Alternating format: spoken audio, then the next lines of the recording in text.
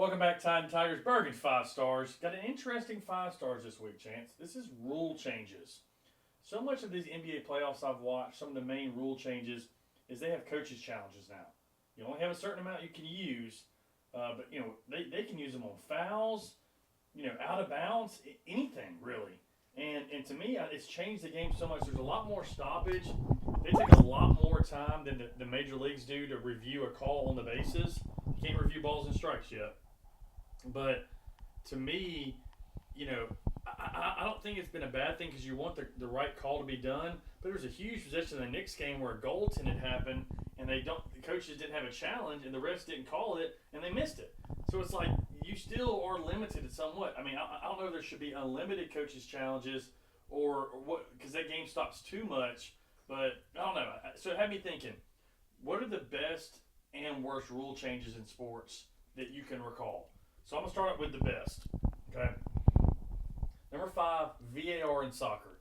Replay in soccer. Laser in soccer. Yes. Soccer's such a fast-paced game, especially with the offsides and then the ball going over the goal. The refs are so far away from those positions at some point that you can't get the best glimpse of it. So for them to go to the laser technology on the goal line and to go to laser technology if somebody's offsides, I think that really has made the soccer game, you're getting the right call. And there's so many times where goals probably happen under the handball, the hand of God for Argentina and other things like that they would get reviewed now. But that to me is like, okay, at least we know that it was a real goal, or at least it wasn't. And that to me is what it's all about, soccer, because there's so few goals. So I would say to tie that kind of, but different era that started using it, tennis. They used the same system for a decade or so before because the judges couldn't always get the lines right. Tennis was probably number 6, so I could have slashed tennis right there. So that's what I was. Yeah. Yes.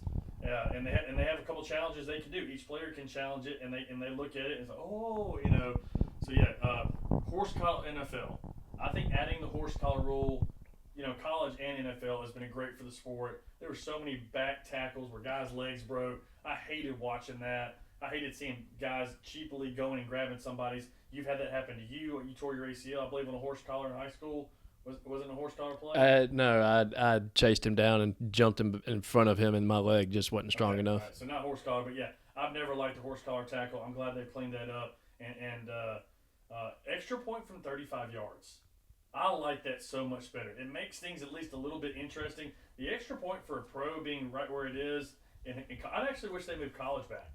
I wish they'd give us the arena football goalpost. I wish that was the new rule. So again, I at least like they have to kick from 35. And it's been some games where guys have had penalties. Remember when I can't remember who it was. God, you recall this? I mean, Auburn plenty probably the Seahawks threw it to the end zone. The guy catches the touchdown, flicks his helmet off. Extra points, push back to like the 50, and they miss and lose. Remember the Ole Miss game where the guy did he acted like he was peeing, and they pushed it back, and he actually had to cook it from 35, and he missed it. So defensive 3 seconds in the NBA. When you just could have a guy sit in the middle of the lane for 5 seconds for as long as he wanted to. Yeah, it used to be that. Yeah, and not really have to guard anybody and just stand there and just do that. That didn't make the game as pure as it is now. Especially if you had like a 7'7" guy that can just stand there with his hand in front of the rim. It's not goaltending. So I really think it's opened up the game a lot more, and I like the fact you can't stand in the middle of the lane. And then number 1 is instant replay in college football. How many games growing up the teams that we liked got screwed over, or games that got screwed over? Colorado getting 5 downs at one point, like. So many games got screwed, and they've added instant replay, and it's changed the game so much. It actually put 1 second back on the clock before the kick 6, if you recall. That game is over if there's no instant replay. I think that's one of the best things that ever happened in college football was getting instant replay. Instant replay is the greatest thing. Just the fact to be able to record. So let's just give it up for videography and, Sony, all them, The fact that we've been able to just record things and play it back to prove people wrong or right has changed every sport. Yeah. Now, instant replay for football in general, yes, it's been incredible. Like you said, Iron Bowl changes because of that. So many things. If you take away that, you take away our free time to go back and watch it ourselves. Yeah. I love when they do replay because then they go to a commercial and then we've got a whole, we can go back, rewind it, we can look at it ourselves. So that's what we were doing before we had instant replay with a VHS tape back in the day, if you remember. I love that you picked that as number one. Great one. Tell me this right here, though, because I wanted to ask you about this. I know it does take a long time sometimes, but getting the call right is the most important. I don't care about I love that they added the red hat guy. So, like when there's a timeout, TV timeout, stuff like that. But they keep a clock. They keep them going. If you have to rush it at some point, New York or whoever, I guess Alabama, Birmingham does it for college football. Alabama does it for Alabama. Yeah. So that's football. That's Birmingham. Okay, without Alabama's running it. So I guess they're going to push them, but they're not going to take forever. Yeah. They know they've got to get the game back on. Did you hear the NFL's actually going to the laser first downs this year? They're yes, still going to keep the chains. I love that. Still going to keep the chains. But they're actually going to the laser first down. Well, and they're going to keep the chains for as long as they need to for data. Yeah. Because they're going to start running the data between, hey, how accurate was that laser and how accurate was our chain? Gotcha. So it's going to work out, I think, for the betterment of the sport. But you always are going to need your chain guys on the side. But now you have another factor of proof. Okay. All right. Worst rules in sports. Not even rule changes. Worst rules and rule changes. Ending a tie in any game, especially soccer and hockey. Like, how can you end a game in a tie? I'd rather lose than tie. I'm just telling you this. They use math in a weird way. Yeah, it's like, I know there's like some people in soccer that are happy with a tie. Like, just do a quick shootout. Each team nil. and do it Mighty Duck style, or they do it when they get to the play. I hate when there's different rules for the playoffs. And there's not, and we'll get to that later too in this part.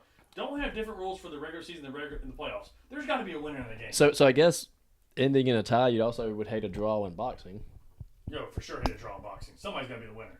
If you don't beat the champ or the person who's you're going to beat, then the guy wins. It's a draw. Yes. I wish they, instead of having draws, they're like, all right, sudden death, last man standing, get in there.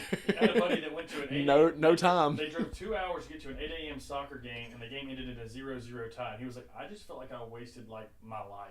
Like that was your kid got exercise for 4 hours. Watch kids run around.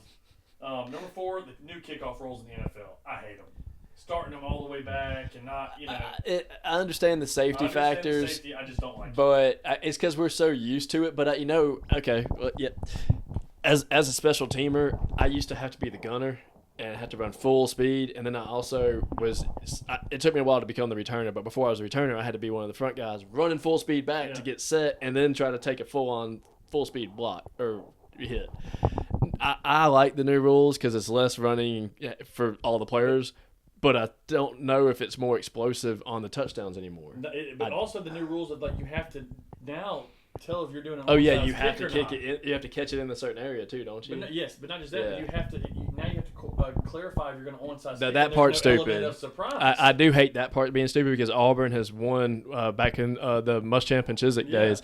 We won games based off of coming out in the second half just doing an onside kick right away. Saban did it with the one in the national championship, and McAfee did a bunch where he just barely tap it and go get it. So I hate place the guy's back. You can't do that. You have to clarify. I'm going to kick it onside now. Yeah, so no element of surprise or no strategy. It eliminates all. It does eliminate that strategy. It creates a new strategy. Do you have the best kicker for onside that can just create his own way to get it? You saw the percentage lowest ever in NFL history this year recovering an onside kick. Yeah, so I guess it'd be best just to start pooching them or something maybe and trying to get it. I don't know. Yeah, it's definitely changed the game.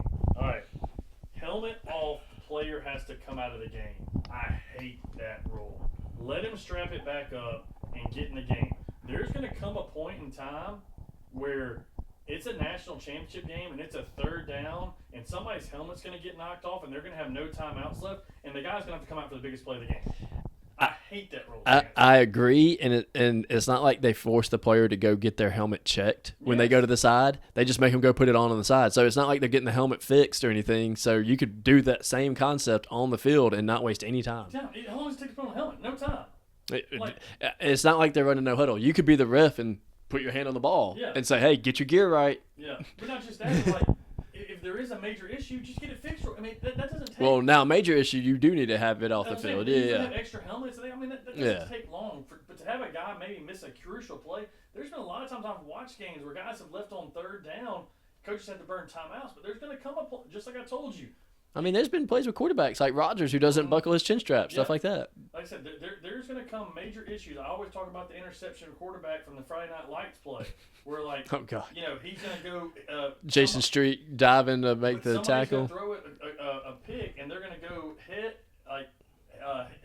first, and they're going to get called for targeting because they don't know how to tackle. Yeah, crown first, or whatever. And they're going to get thrown out of the game. Hopefully, they won't get hurt. But it's like, I'll get more to that. Back to my different rules for playoffs and regular season. We're at number 2 now? Yes. Each team gets a possession in overtime only for the playoffs in the NFL. Like, why the playoffs? Each team get a possession for regular season and playoffs. I love the new rule. If you score a touchdown, you win the game. That's done. If each team gets a possession to try to win the game, and it's not based off a dang coin toss anymore. But that's just for the postseason. Why not do it for the regular season? It's only because of what happened to the Bills that time. What I'm saying, but why not do it for the regular season too? I mean, I agree, but it's probably because they want to see how it does instead of making a full-on change. Gets a chance, man. Just like in college football, I love the fact that each team gets a chance.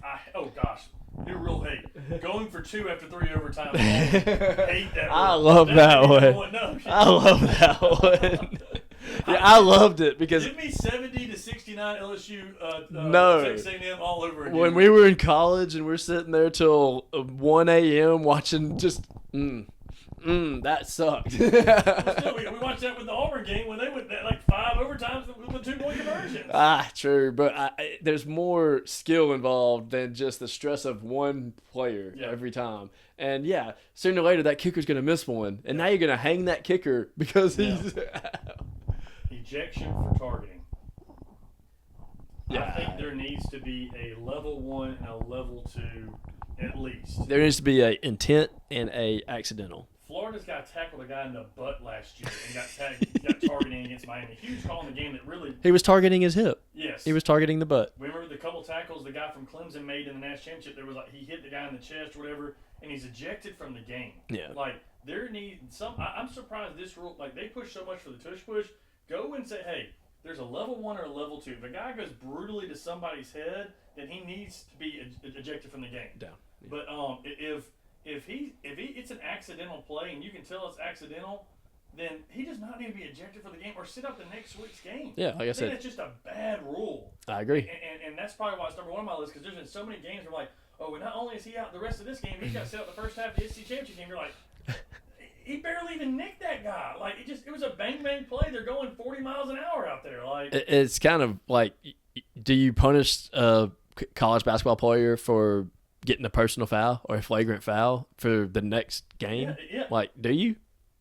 And usually there's a flagrant 1 or a flagrant 2. Yeah. So I feel like they've got to figure out a difference because yes, accidentals are going to happen, and when you remove a player and end possibly their chance at being a Heisman candidate, stuff like that, all because of an accident. I mean, like I said, and you could knock a guy out in the national championship game like happened before, SEC championship game, big part of a game to get to an SEC championship or whatever you're playing in. I just don't like the rule. I think there should be 2 tiers to it like there is in basketball with the flagrant 1 and the flagrant 2 and in college basketball. Like, don't make it all one thing because, again, we have a guy tackle a guy, Florida has a guy tackle a guy in the butt and he's ejected from the game. Like, come on, man. Like, there's got to be tiers to this. Go Gators. Always trying to get that Gator chomp. There's a rant. Yeah, the girls back in the World Series. It's incredible at this point. That's our rants, good and bad. 5 stars. See you next week.